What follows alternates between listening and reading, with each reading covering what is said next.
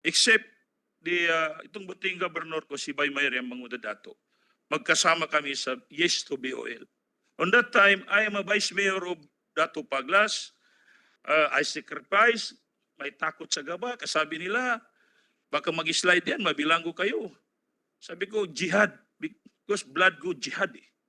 I am from Miswari, I am from Hasim Salamat and Salipada Pindaton. Kaya ito nakakalungkot, nagkakabagayan na tayo dito. Binigay na ng gobyerno sa atin ang lahat ng hinihingi natin. Hindi lang jakat ng Bangsamoro ang nakukuha natin, pati jakat ng national, the taxes of the government na galing sa mga tao ay nasa atin, nasa BARM. Hindi natin masabi na hindi tayo pinagbigyan ng gobyerno. Eh lahat nandyan, isipin mo, meron tayong black grant, 70 billion. In 1 year siguro, hindi magkasya dito sa kwarto na ito kung iipunin natin for 6 years. Eh bakit tayo nagbabangayan? Dahil ba sa pamumuno, sa BARM? Na hindi naman natin ginagawa. Kasalanan natin yun eh. Bakit tayo matakot sa election ng BARM? Sana ito na yung pagkakataon na mamili ang tao kasi meron tayong pinag-usapan na 3 years, then another extension. Another 3 years. Wala nang dapat extension o postponement ito. Kasi kung ako ang sarili ko masasabi ko, kung bilang isang leader in 6 years, imposible na may takot ako sa sarili ko na hindi manalo uli. Depende kung di ako mag-implement, siguro takot ako sa tao na hindi ako iboto. Pero ito ay hindi dapat ito pag-awayan natin ng mga Bangsamoro ay pinagtatawa na lang tayo ng Tagaluzon at saka Visayas dito eh. Sa totoo lang, mahirap itong ginagawa natin. Noon, sinasabi ng ating buting gobernador, Bapa Chairman, Bapa Chief Militar ng MILF, Bapa Makakwa, no? Yung sinasabi po ninyo na election na maraming iboboto, kagaya rin ng ARM noon. Di ba sabay rin tayo sa regional governor ng ARM? Meron din sila mga assemblyman na isa lang pagboto. Kung doon sa ballot boxes, medyo mahaba lang atin sa ibang region kasi meron tayong ARM region noon, meron mga assemblyman. Wala rin sigurong pagkaiba.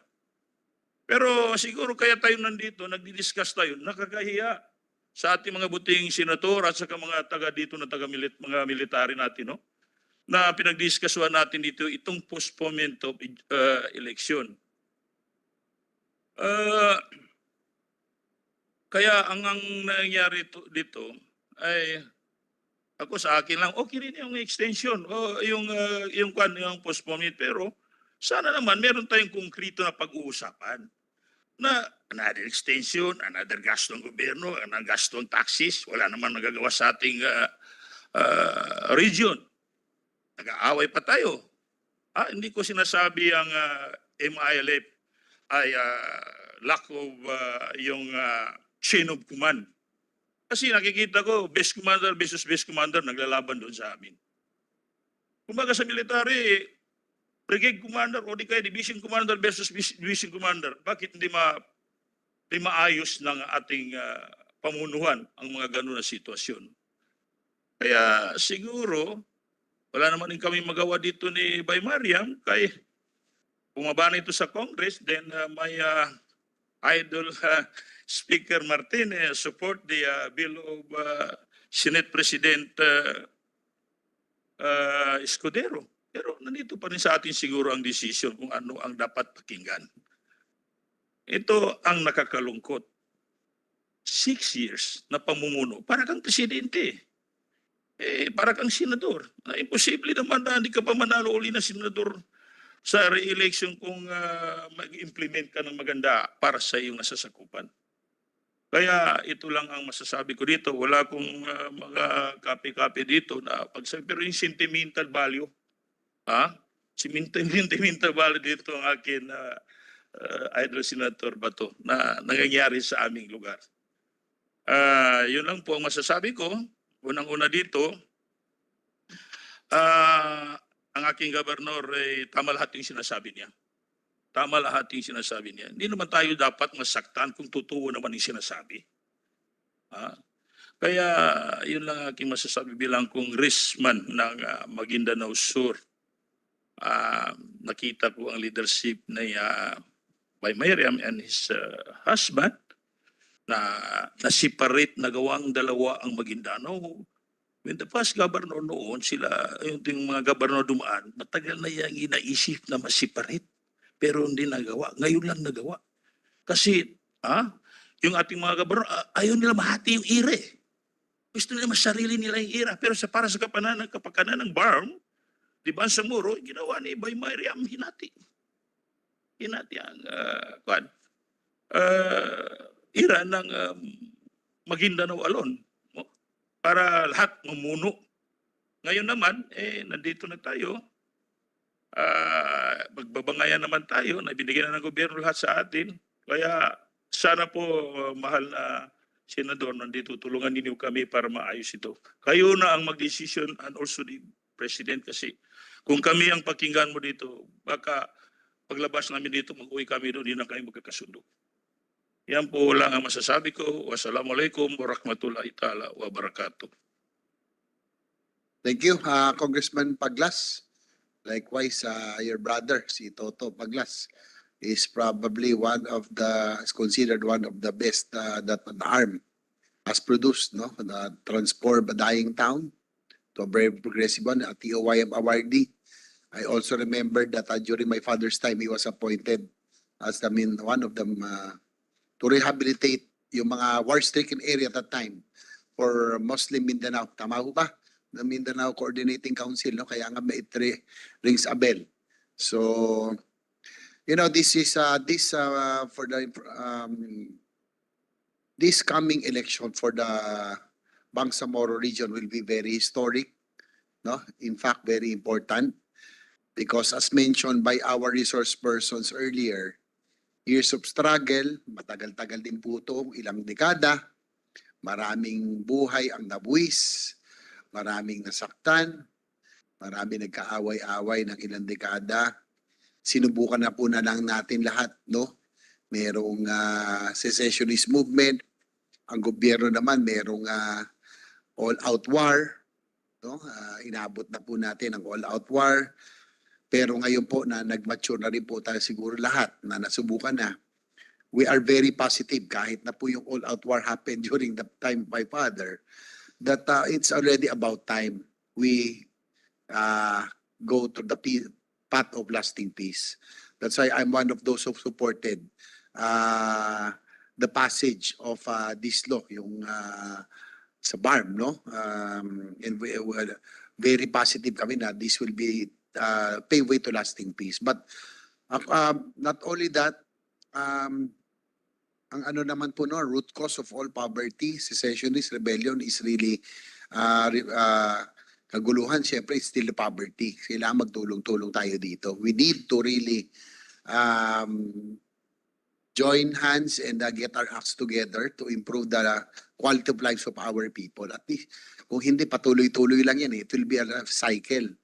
So, kailangan talaga. So, that's why we are here to hear both sides. Siyempre, nalulungkot din akong marinig that our Muslim brothers, no, that we are giving importance to, and we are very optimistic na magkaroon tayo ng lasting solution.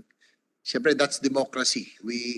Meron naman ho talaga tayong yung views na natin would really differ at times. But be rest assured that that's why we are hearing both sides this morning. So kami po ay nandito, Senator Robin Hood, Senator Bato de la Rosa, Senator Tulfo earlier, to hear both sides, and it will be up to the plenary sa buong kabuuan. So we'll be submitting our recommendations later on. Hopefully we can finish this hearing. Siguro marami pa tayo. Ang target natin 2 hearings maximum because of the urgency, no, of the situation. So with that, before we already heard different positions of the local officials, I'm hoping that those who didn't make it would be submitting their own position papers also to the committee's appreciation. So with that, I would like that the chair would go to the government agencies concerned. Kanina po narinig na po natin si Secretary Galvez. Probably Chairman George Garcia of the COMELEC is very important kung ano po yung kanyo pong magiging position and appreciation because of the Supreme Court, no? Siguro para already let the committee know kung ano po ang magiging implications nito and what good whether we postpone or not, kung ano po magiging makakatulong, no, dito sa Supreme Court decision nito with regards to regards to Sulu. Chairman George Garcia, you now have the floor. Maraming salamat po, Ginoong Tagapangulo at mga kasapi ng komite na to. Sa inyo pong lahat, magandang umaga. Ang COMELEC po ay naghahanda para sa super election year ng 2025. Super election year siya sapagkat 3 elections po ang gagawin namin sa 2025. Ang May 12, national and local elections, at kasabay nito ang kauna-unahang parliamentary Bangsamoro elections. First time po ito, kaya po napaka-historic niya. At 5 buwan pagkatapos nito ay ang barangay and SK elections naman.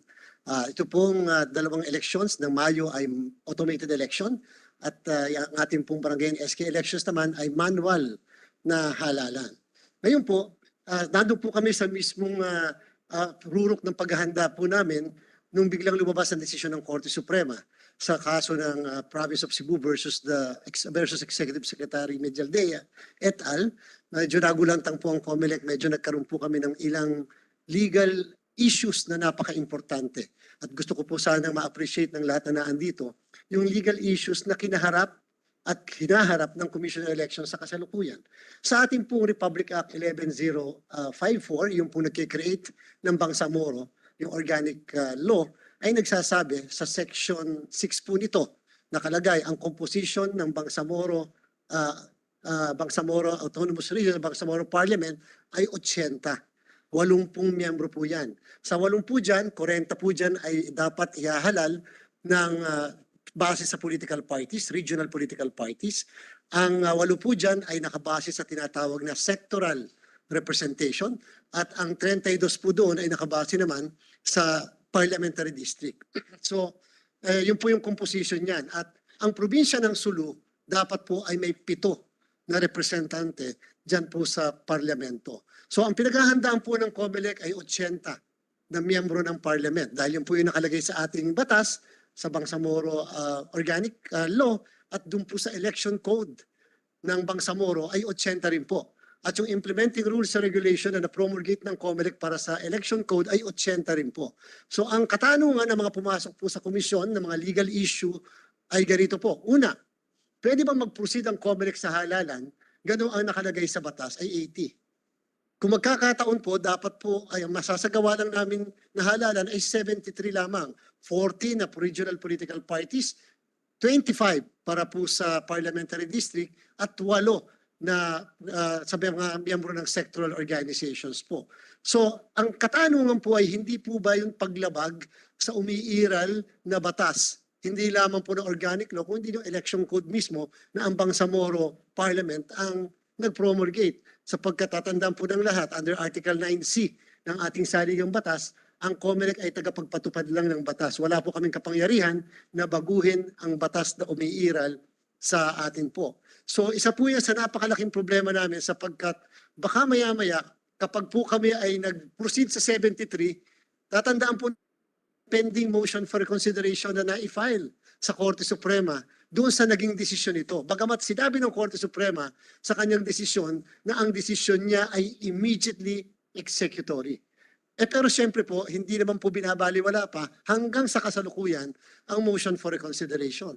So, ito po ay hindi naman po masama siguro mag-speculate. Kung mag-hold kami ng election sa 73, tapos bigla nagsabi ngayon na 80 pa rin, may problema po kami. Paano po kami babalik sa 80 kung 73? Ang dapat pong solusyon talaga dyan ay yung 7 sana ay i-redistribute ng mismong parlamento doon sa mga natitirang probinsya. Pero hanggang ngayon po, sa araw na ito, ay wala po tayong redistricting o redistribution ng 7. And therefore po, technically po, meron disenfranchisement doon sa issue ng 7 na representante. Sapagkat dapat ito ay ma-distribute sa iba't ibang probinsya. Halimbawa po, yung SGA na tinatawag, yung Special Geographic Area, mabigyan man lang ng isa, o yung mismong Cotabato City, another isa halimbawa, o ang dyan sa Lanao del Sur, Marawi, another isa halimbawa. So sa kasalukuyan po, wala pa. May pangalawa po kaming legal issue. Ang problema po namin, yung issue po ng 63 barangays dati ng North Cotabato na bumoto na sila ay kasama ng Bangsamoro. Sila po ay hindi nakaboto ng gobernador nila at kongresista noong 2022 elections. Sapagkat wala naman po silang probinsya, wala rin naman po silang bayan, at wala rin silang legislative district. So hindi po sila nakaboto. Technically, na-disenfranchise po sila doon sa mga positions na ito. Luckily, ito po early part ng 2024, nagkaroon po tayo ng plebisito sa pamamagitan ng Act ng Parliament na yung pong 63 barangays ay na-convert at ginawang 8 municipalities. Pero may problema pa rin po kaming legal issue. At ang legal issue, sa kasalukuyan, hindi pa rin po sila boboto sa mismong kahit anong probinsya at wala pa rin po silang congressman dahil hindi naman sila kabilang sa kahit na anong probinsya. So ano po ibig sabihin? Madidisenfranchise pa rin pumuli sila for the 2025 national and local election and dito sa parliamentary elections. Wala pa po sila hanggang sa kasalukuyan.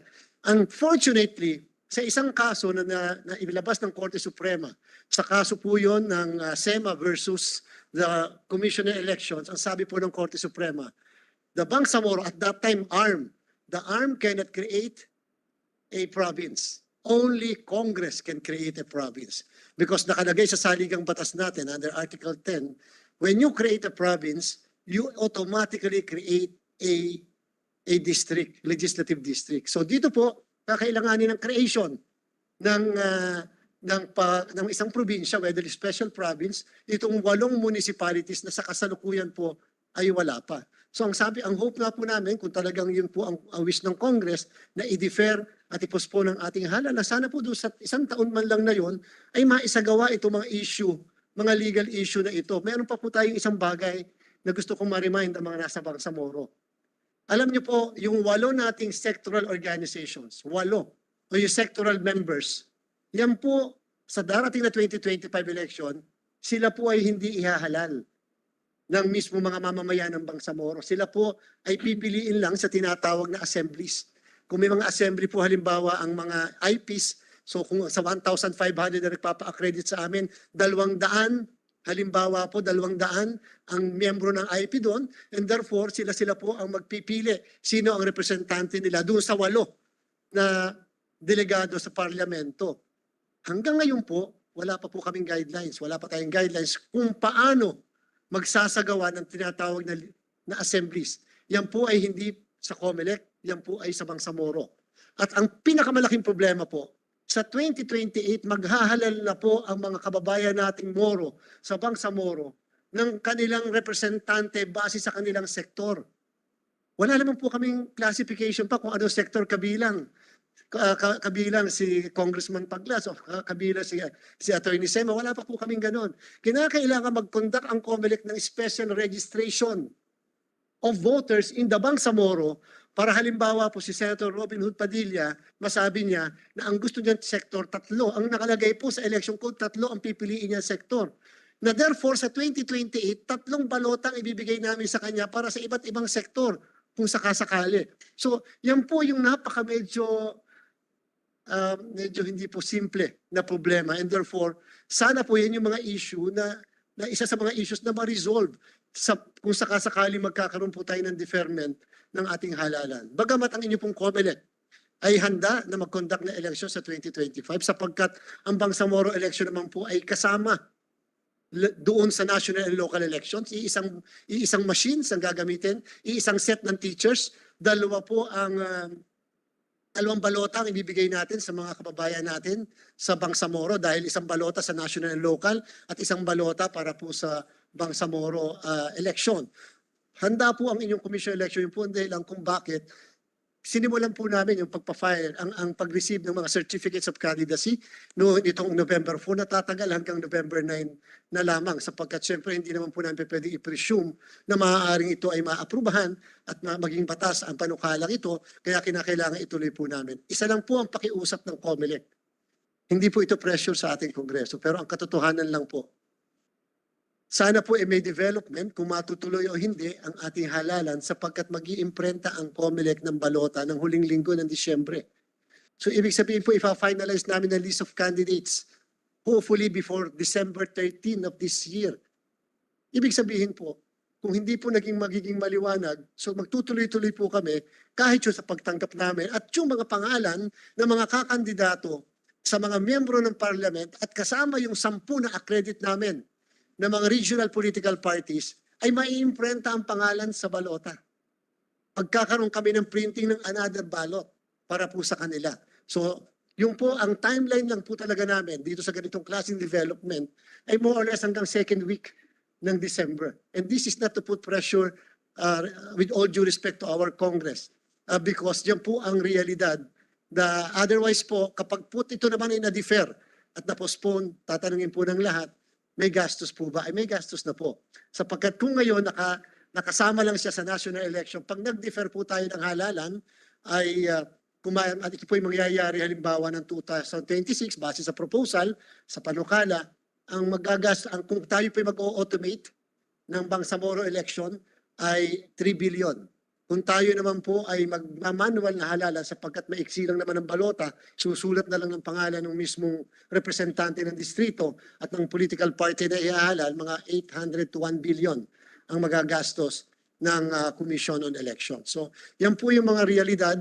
Ang COMELEC po, I will just defer to the sound discretion and wisdom of Congress. Kami po kung ano ang inyong sasabihin sa amin, ituloy o hindi ituloy, basta ang COMELEC po ay naghahanda pa rin sa mismong pag-conduct ng halalan. Kung hindi man po ito matuloy, sana po masamantala na lang yung period ng hindi pagkakatuloy doon sa mga binanggit namin na legal issue. Sapagkat pag hindi po na-settle yung 73 at 80, sigurado po yung matatalo dyan sa eleksyon, i-question, bakit 73 lang? Dapat 80. And therefore, ipaanal natin ang halalan sa election. Yung po is ilan sa mga legal issues na dapat po na makonsider ng bawat isa. And therefore, again, we will just defer to the wisdom of Congress on this matter. Maraming salamat. Thank you, Chairman George Garcia of COMELEC. Before we continue, the Chair would like to acknowledge the presence of Senator